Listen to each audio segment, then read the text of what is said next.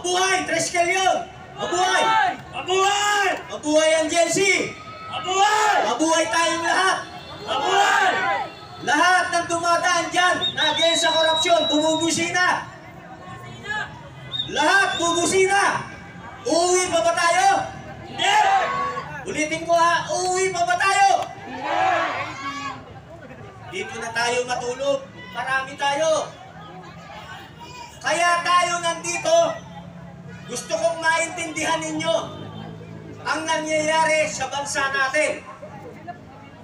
You don't have to be a pro-Duterte in order to be against Dilawan, Makabayan Black at administrasyon. Yan ang ikikwento ko sa inyo ngayong gabi. Gusto niyo marinig?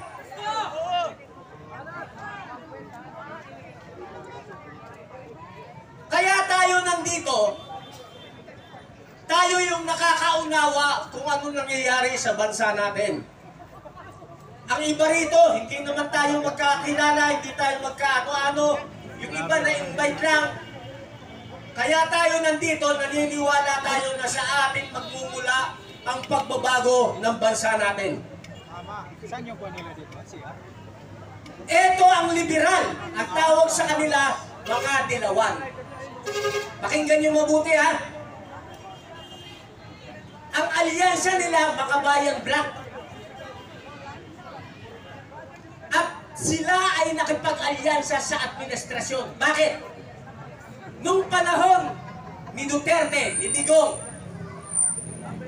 nawala na ang liberal sa mga matataas na posisyon sa gobyerno. Ganon rin ang Makabayan Black na ginagamit ng ating CPP-NPA. Tinurog sila ni Digong. Hindi na sila makabalik. Kaya ang ginawa nila, nakipag-alyansa sila sa administrasyon. Their only vehicle para makabalik sila sa highest post dito sa bansa natin is through BBM.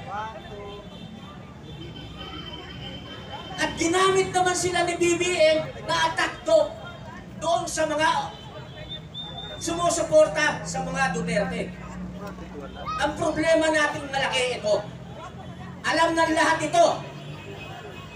Liberal, Makabayan Black, administrasyon, sinusuportahan ng Western world. Alam niyo na kung sino yung bansa na malakas.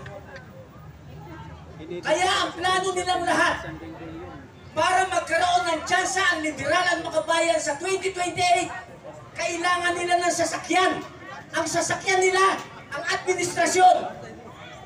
Kaya ang plano nila, narinig nyo yung nagsalita kanina, anybody can be a president in 2028 except a Duterte. Hindi natin sinasabi perfecto si Digong. Actually, para sa kaalaman nyo, alam ng iba sa inyo rito, kami yung nakipaglaban kung bakit natigil natin ang constitutional lockdown at ang karsahang pagbabakuna ng experimental vaccine. Tayo po ang nagpatigil niyan. Pero wala tayong sigaw against sa gobyerno nun. Ang kinalaban natin, DOH at saka IATF. 2 buwan tayong natulog sa harap ng Supreme Court. 4 na buwan tayong natulog sa harap ng Senado. Kaya napatigil natin yan. Kaya nagkaroon tayo ng panandaliang kalayaan sa ngayon. Ito na naman tayo, mas mabigat na laban. Mas mabigat na laban, pero alam ko, maipapanalo natin. Bakit tayo kukunti lang? Ito siya. Gusto niyo malaman? Yes! Kapag kayong mga nandito, ako naniniwala yung mga vloggers natin na nandito, lahat ng sinishare ninyo katotohanan. Okay? Pero pag share ninyo, ang ginagawa ng mga minions nila, mga warriors nila sa keyboard, lahat ng sinishare ninyo, bilit na kagad yan. So hindi na kumakalat. Hindi nyo ba alam na lahat kayo, na mga makatotohanang vloggers, nakasyadoban kayo lahat? Akala nyo na isi-share nyo sa marami. Pero umiikot lang yan sa circle of friends ninyo. Pero anong ginagawa ng kalaban? Ganito, makinig kayo. Kapag shiner silang mali. Mali! Inuulit-ulit nila sa social media. Paulit-ulit yung mali. Paulit-ulit. 1 buwan, 2 buwan, 3 buwan, hanggang 1 taon, paulit-ulit. Sa mainstream media, yung mali, paulit-ulit rin. 1 buwan, 2 buwan, 3 buwan, 1 taon, paulit-ulit. Yung bagay na paulit-ulit ninyong nababasa at nakikita, nagiging totoo na sa paningin at pandinig ng iba. Tama, mali? Ngayon, pagka may na-pick up kayo sa Facebook page ninyo, kahit na mali, ang ginagawa ninyo, isinishare nyo pa. Yun ang gusto nila. Yung maling pinakalat nila na pick up nyo. Sabi nyo, mali ito eh. I-share ko nga sa circle of friends ko. Sinare nyo na sinare. Yun ang gusto nila. Kasi yung mali kumakalat. Dapat pag may nakita kayong mali, delete nyo na kagad. Mamamatay siya ng natural death. Nakukuha nyo yung logic? Tanong ko sa inyo, naniniwala pa ba kayo sa mainstream media? Lakasan natin. Naniniwala pa ba kayo sa mainstream media? Kita nyo, kunti lang yung matatalino. Lahat ng nandito, kayo ang pag-asa ng bayan, kayo nakakaintindi ng tama. Tama! Lahat ng wala dito, mga bobo! Tama! Mas madali nilang mahikayat yung mga may cellphone na ginagandahan lang nila yung headline. Hindi pa nabasa yung kabuuan ng istorya, isinare na kasi maganda headline. Hindi nyo binasa kung sino nagsulat.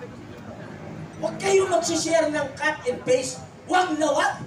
Ang i-share ninyo, yung tao mismo na nagsasalita. Hindi fake news yun. Ngayon, alam ko naka-live yan. Pag sinare nyo yan sa FB page nyo, hindi makakarating sa lahat yan. Ang gawin nyo, i-record nyo. Maghanap kayo ng estudyante sa kalsada. Sabihin mo, pakishare mo sa FB page mo. Makakarating yan sa marami. Ganyan tayo hinuhulma ng sistema. Kaya, never na mag-unite ang mga Pilipino hanggang nandyan ang bayarang mainstream media. Never mag-unite habang may nabubuhay ng mga bayarang vloggers. Tama!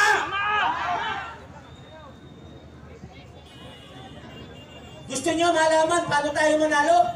Paano? Gusto nyo? Halo!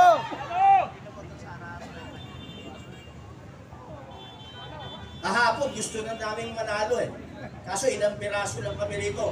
Ang hirap naman na lulusunin natin yung kalaban, tapos sisigaw tayo. Napapaligiran namin kayo. Ilan kayo? 5 kami.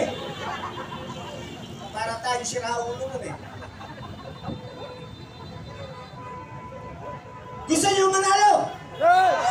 Huwag na natin paabutin ng Nobyembre at Disyembre. Ayun na! Sa estimate ko, simula sa likod hanggang dito, mga nasa 300 pataas tayo. Mamaya-maya, may mga dadating pa ng mga tropa.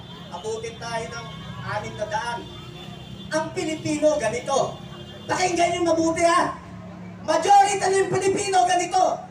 Noong wala pa yung cellphone, mas madaling magparami. Pag sinabi mo, punta tayo Luneta, ang dami kagad. Kasi yung balita, nasa nandun lang sa Luneta. Wala kasi. Telephone nun, may party line pa. Hahanap ka pa ng telephone booth, dala kang benching ko para makatawag ka. Ngayon, meron ang cellphone, ang bilis. Bakit ang tagal natin dumami? Lahat ng Pilipino ang kaisipan ganito. Hintayin ko muna silang dumami, pag madami na, saka ako sasama. Eh, lahat ganun ang kaisipan. At tayo na dami. Naghihintayan lahat. Maganda, maghintay tayo dumami. Magdala ka ng tulugan mo rito mamaya. Dito tayo matulog. Dito natin, hintayin natin sabay-sabay dumami tayo. Tama! Hindi sa bahay. Wala nang uwihan. Tama! Dapat magkaintindihan tayo. Kasi ang hirap araw-araw. Schedule tayo ng rally ngayon. pahinga na isang linggo, schedule na rally, pahinga na naman, schedule pahinga. Walang katapusan, wala tayong naipapanalo. Tama! Pero kung dito tayo matutulog lahat, dadami tayo. Walang uwian! Walang uwian! Mananawagan tayo. Tulungan tayo. Magdala rito ng inumin, pagkain. Walang karton!